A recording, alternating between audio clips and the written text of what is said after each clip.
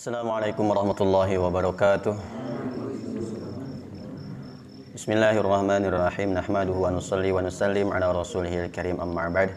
Kita lanjutkan pembahasan yang kemarin.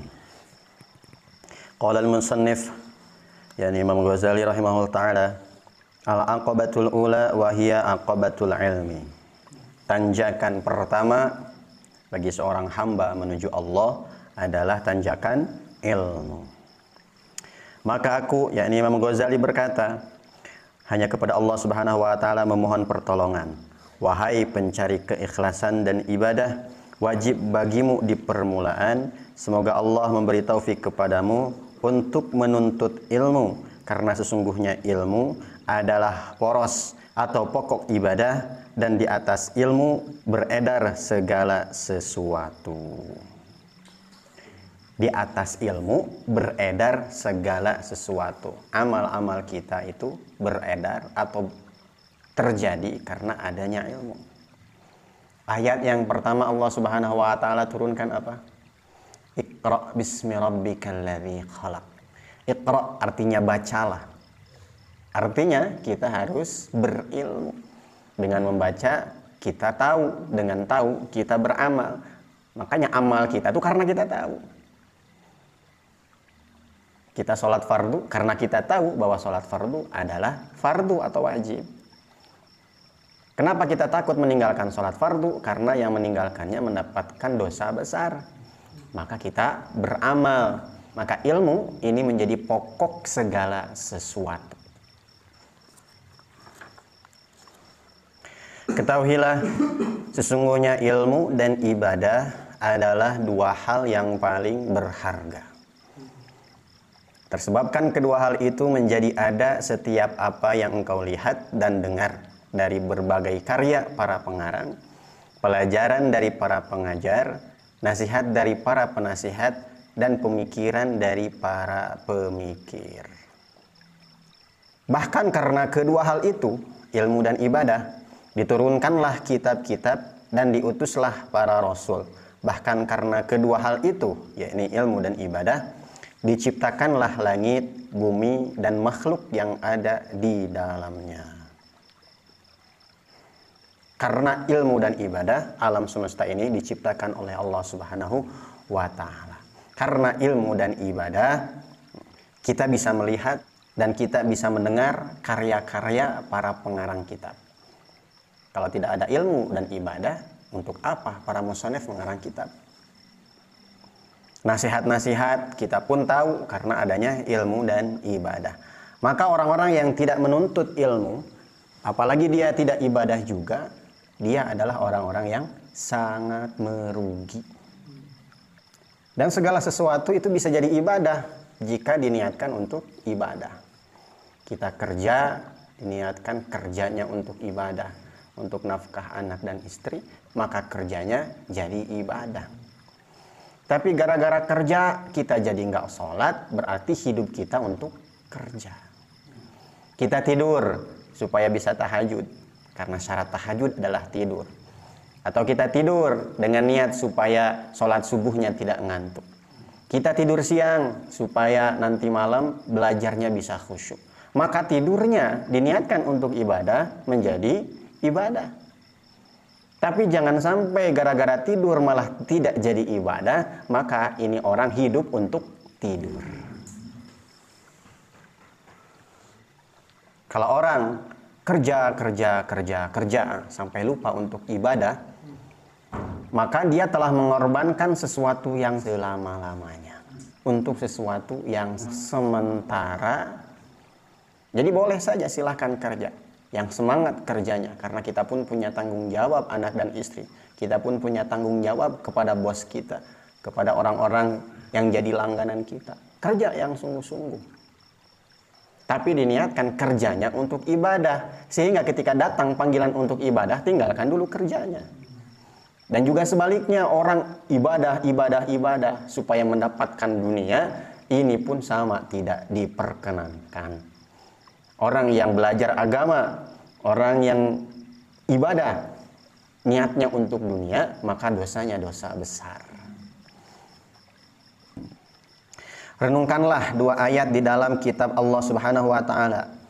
Yang pertamanya adalah firman Allah, Allahul ladzi khalaqa sab'a samawati wa minal ardi mithlahun yatanazzalul amru bainahun lita'lamu annallaha 'ala kulli syai'in qadir wa annallaha qad ahata bi kulli syai'in 'ilma. Artinya Allah lah yang menciptakan 7 langit dan seperti itu pula bumi. Perintah Allah berlaku padanya, yakni qada Allah, agar kamu mengetahui. Nah, agar kamu mengetahui, lita'lamu, supaya kalian mengetahui.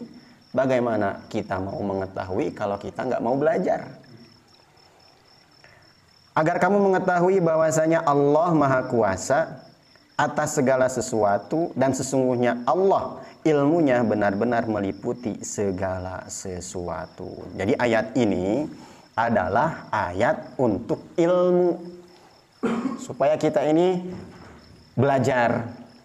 Dengan belajar melihat alam semesta, oh semua alam semesta ini adalah ciptaan Allah. Oh, saya tahu bahwa alam ini adalah ciptaan Allah. Kalau kita tidak belajar, bagaimana kita tahu bahwa alam semesta ini adalah ciptaan Allah? Bagaimana tahu bahwa Allah Subhanahu wa taala Maha Kuasa? Kita belajar tauhid kan supaya tahu bahwa Allah Subhanahu wa taala Maha Kuasa. Menghamilkan laki-laki, Allah kuasa.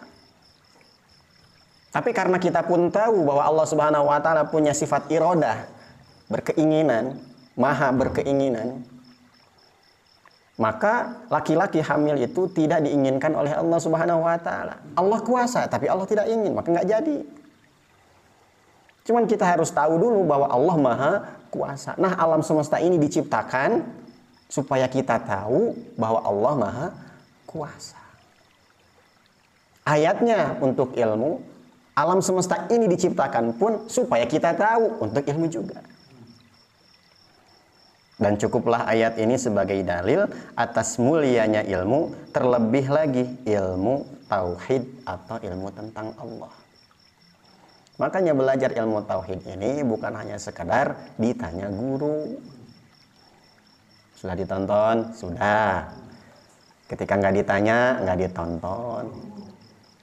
Betulkan niat kita belajar. Betulkan niat kita menonton video-video tentang ilmu tauhid.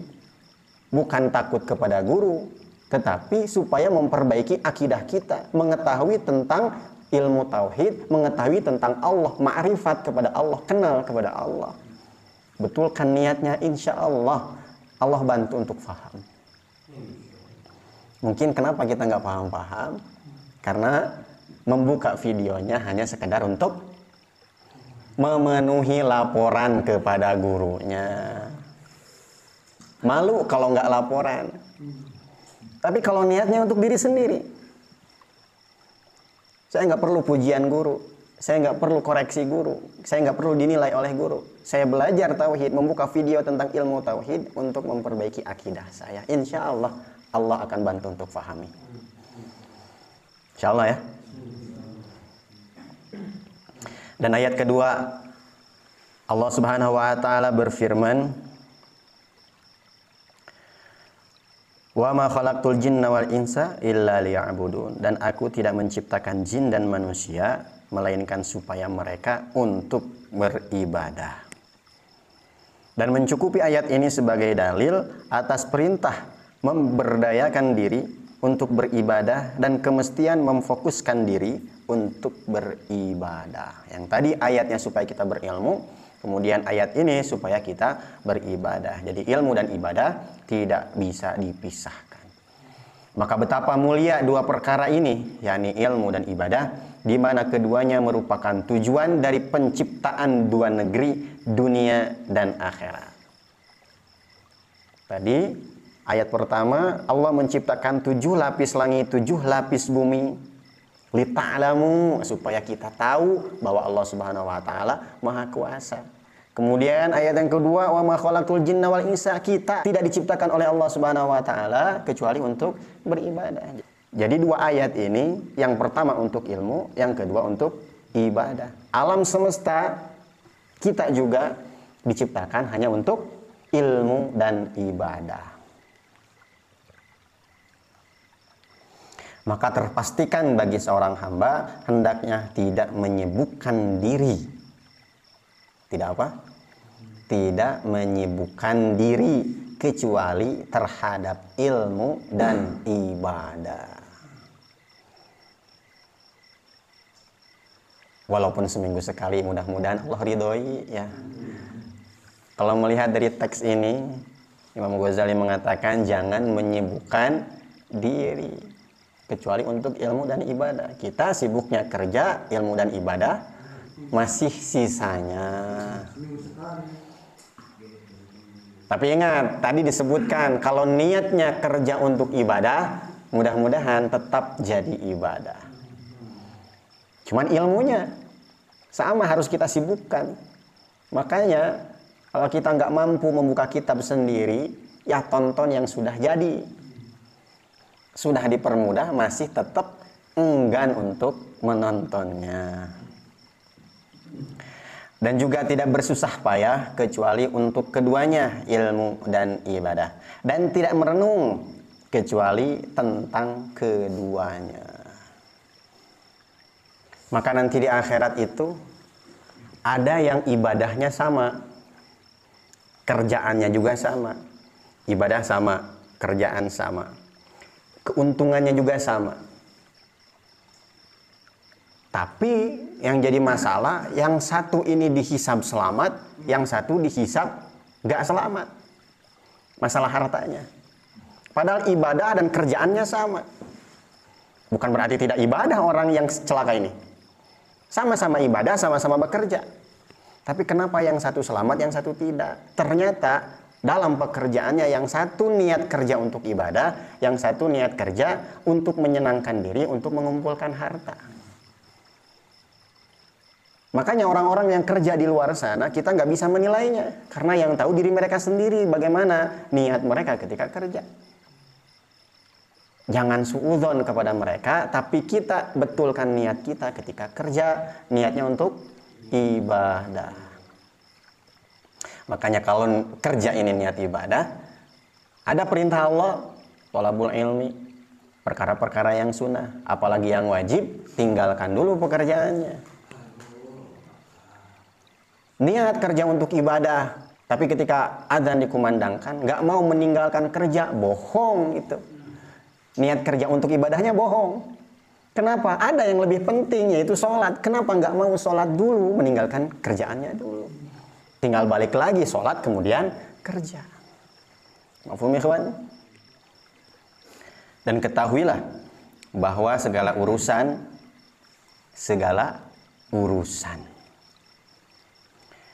selain ilmu dan ibadah adalah batil. Selain ilmu dan ibadah, batil. Yang tidak ada kebaikan di dalamnya. Kerjaan tidak ada kebaikan di dalamnya, kecuali kerjaan itu diniatkan untuk ibadah. Dan kesia-siaan, dan tidak ada hasil baginya. Maka jika engkau telah mengetahui semua itu, maka ketahuilah bahwa ilmu adalah permata yang paling mulia dan paling utama di antara kedua permata itu, ilmu dan ibadah. Artinya ilmu lebih mulia daripada ibadah. Nabi SAW pernah bersabda, ad-dunya mal'unatun wa mal'unun ma fiha illa dzikrullah. Dunia beserta isinya semuanya itu dilaknat. Dilaknat oleh Allah. Dunia dan segala isinya. Illa dzikrullah, kecuali ingat kepada Allah, yakni ibadah. Ketika ibadah kan kita ingat kepada Allah. Dunia beserta isinya semua dilaknat kecuali ibadah atau ingat kepada Allah, wa ma walahu, dan perkara yang mengikutinya. Kerja untuk ibadah, maka karena kerjaannya diikutkan kepada ibadah, maka kerjaannya tidak dilaknat. Tapi kalau kerja tidak niat ibadah, maka kerjaannya jadi dilaknat. Segala sesuatu kalau semuanya dihubungkan dengan agama, maka ini tidak jadi dilaknat oleh Allah.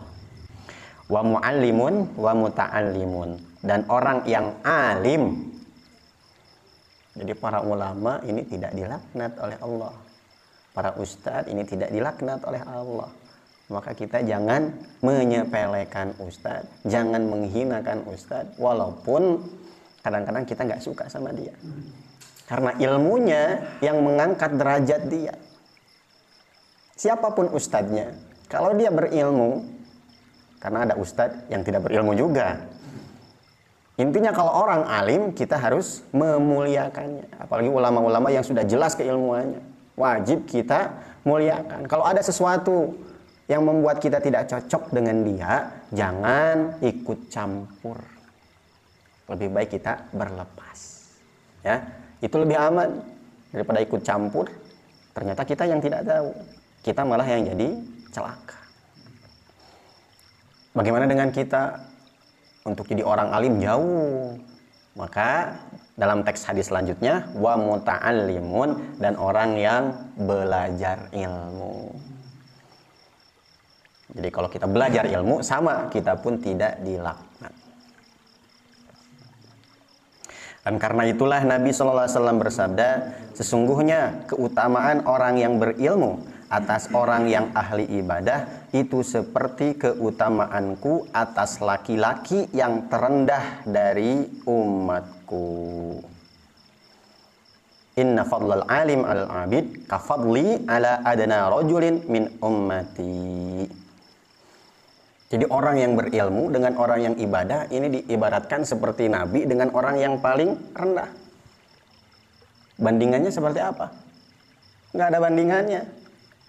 Nabi dengan Abu Bakar saja, manusia termulia di bawah para nabi, Abu Bakar itu. Itu Nabi dan Abu Bakar tidak bisa dibandingkan. Apalagi ini diibaratkan seperti Nabi dengan orang yang paling rendah dari umatnya. Sejauh mana itu perbandingannya? Orang yang berilmu dan orang yang ibadah, dua-duanya baik, tapi orang yang berilmu lebih mulia daripada ahli ibadah. Maka para ulama, para kiai ini sangat mulia di sisi Allah Subhanahu wa taala. Walaupun nampaknya kita tidak melihat dia tahajud, sedekahnya nggak sebanyak para dermawan, tetap ulama lebih mulia. Kenapa? Karena ilmunya. Hadis tadi ini menunjukkan bahwa ilmu lebih mulia daripada ibadah. Dan Nabi SAW bersabda, memandang wajah orang yang berilmu, nadratun ilal alim ahabbu ilayya min ibadati sanatin siyamiha wa qiyamiha. Memandang wajah orang yang berilmu, memandang kiai, memandang ustadz, orang-orang alim, itu lebih aku cintai dibandingkan beribadah 1 tahun. Berpuasa 1 tahun dan sholat malam 1 tahun. Memandangnya saja, apalagi memandang sambil belajar. Masya Allah, itu luar biasa. Memandang saja sudah bermanfaat, lebih dicintai oleh Allah daripada ibadah 1 tahun beserta puasanya, beserta sholat malamnya. Apalagi datang kepada ulama, melihat wajahnya, mendapatkan ilmunya. Selain kita dicintai Allah, kita pun mendapatkan ilmu, dan ilmu itu akan memuliakan kita, akan meninggikan derajat kita juga. Bahkan ada yang menafsirkan hadis tadi, memandang orang yang berilmu tadi, kalau memandangnya ditambah kecintaan, ada pengajian, ulama yang mengisi, seorang kiai mengisi pengajian, kemudian kita memandangnya dengan rasa cinta kepada kiai tersebut, kepada orang alim tersebut, maka Allah Subhanahu wa taala mengutus 1 malaikat. Untuk apa? Mendoakan yang memandang kiai tadi dengan rasa cinta, supaya Allah Subhanahu wa taala mengampuninya. Memandang ulama dengan rasa cinta, Allah Subhanahu wa taala utus 1 malaikat yang terus mendoakan sampai kiamat. Ya Allah ampuni dia, ya Allah ampuni dia. Sampai kiamat. Ada majelis ilmu lain, kita ikut memandang wajah ulamanya dengan perasaan cinta, diutus lagi 1 malaikat. Kalau sering-sering kita bermajelis dengan para ulama, ditambah dengan rasa cinta kepada ulama tersebut, maka terus-terusan Allah Subhanahu wa taala kirimkan malaikat untuk mendoakan kita. Bisa jadi puluhan malaikat bersama kita terus. Dan Nabi SAW bersabda, ala adullukum ala asyrafi ahlil jannah? Qalu bala ya Rasulullah, qalahum ulama'u ummati. Dan Nabi SAW bersabda, maukah aku tunjukkan kepada kalian tentang penghuni surga paling mulia? Para sahabat berkata, tentu wahai Rasulullah. Beliau bersabda, mereka adalah orang-orang yang berilmu dari umatku. Jadi ulama ini luar biasa mulianya. Dan hadis-hadis ini menunjukkan bahwa ilmu itu lebih penting daripada ibadah. Ibadah kita kerjakan, ilmu kita sibukkan terus gali supaya kita pun menjadi orang yang mulia. Bahkan di sini disebutkan penghuni surga paling mulia. Sekali lagi, jangan sampai kita terprovokasi oleh tetangga kita, oleh teman-teman kita ketika melihat seorang ulama mengatakan sesuatu yang kontroversi sehingga kita ikut mencelanya. Bahaya ini, apalagi sebentar lagi 2024 tahunnya politik. Jika dia ulama, lebih baik kita jangan ikut campur. Mafhum ikhwan? Isya dulu, insyaallah nanti kita lanjutkan. Wallahu a'lam bishawab. Bismillahirrahmanirrahim. Kita lanjutkan sebelumnya.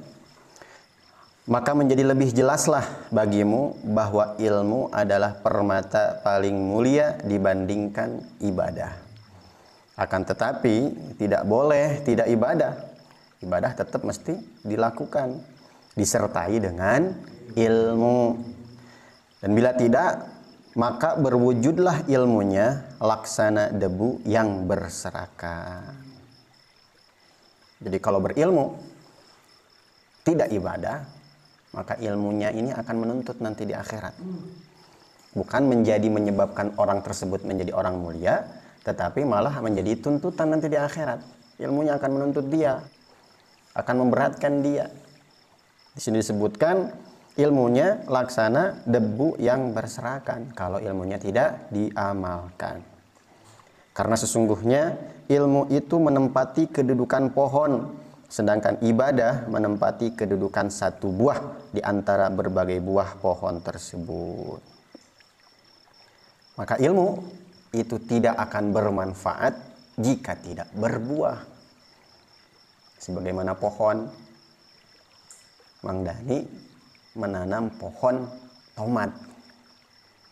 Tujuannya apa? Supaya nanti kalau panen bisa dijual, menghidupi keluarga, kehidupan sehari-hari dan sebagainya. Pohonnya terus meninggi, tapi nggak berbuah. Maka ini pohon tidak ada gunanya. Begitu juga dengan ilmu. Ilmu ini sangat penting, seperti pohon tadi. Tapi kalau tidak berbuah, maka nggak ada gunanya.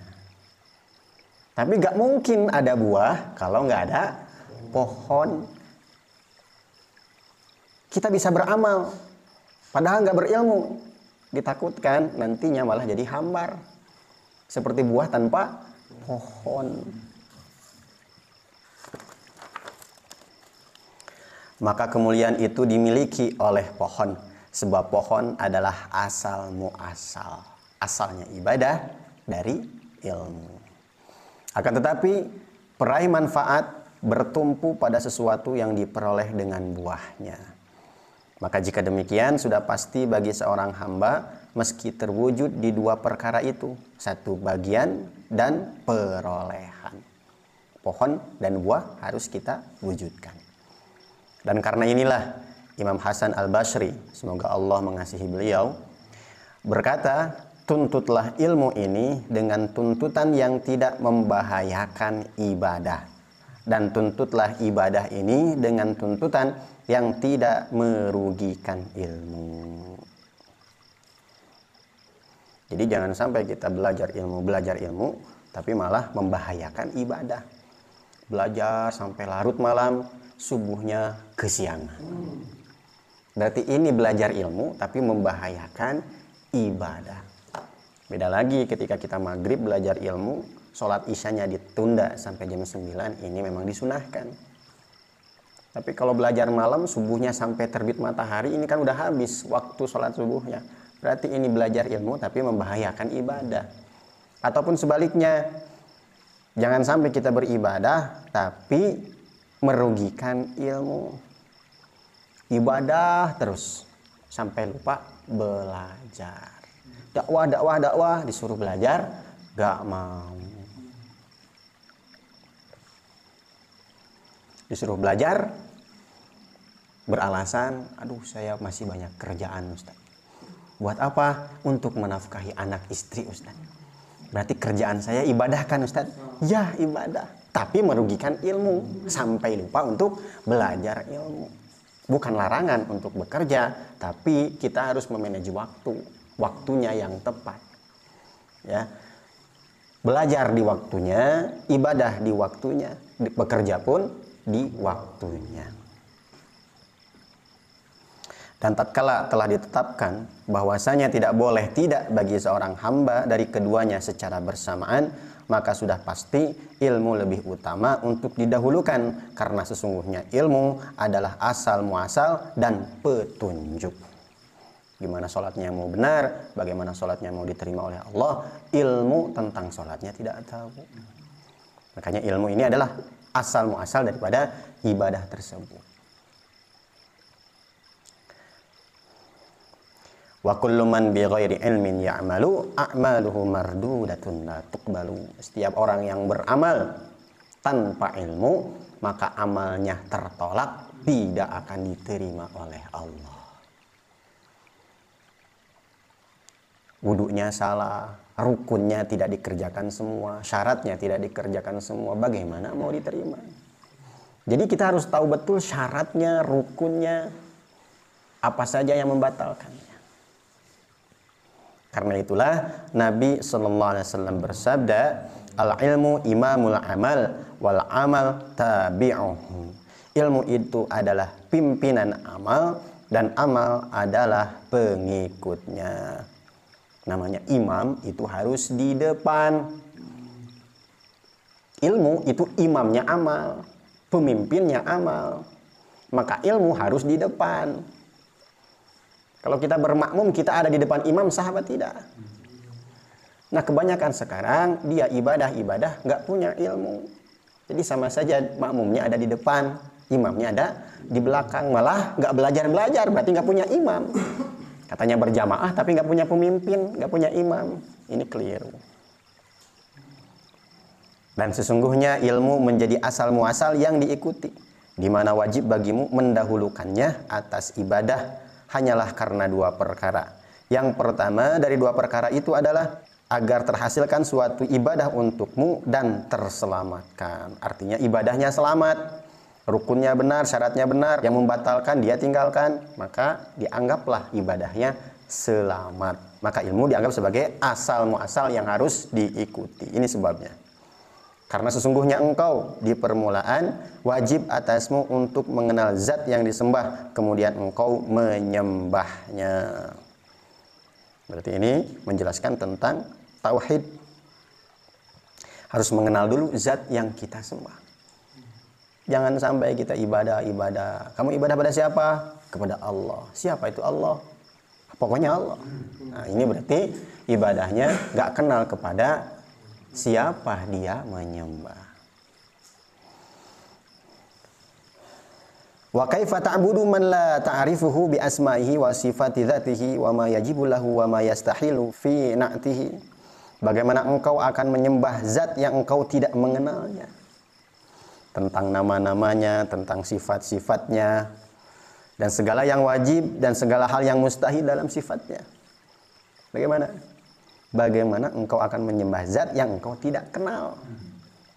Karena bisa jadi engkau meyakini perihal zat Allah dan sifat-sifatnya pada sesuatu dari berbagai sesuatu zat dan sifat yang berlawanan dengan yang benar, maka jadilah ibadahmu bagai debu yang berserakan.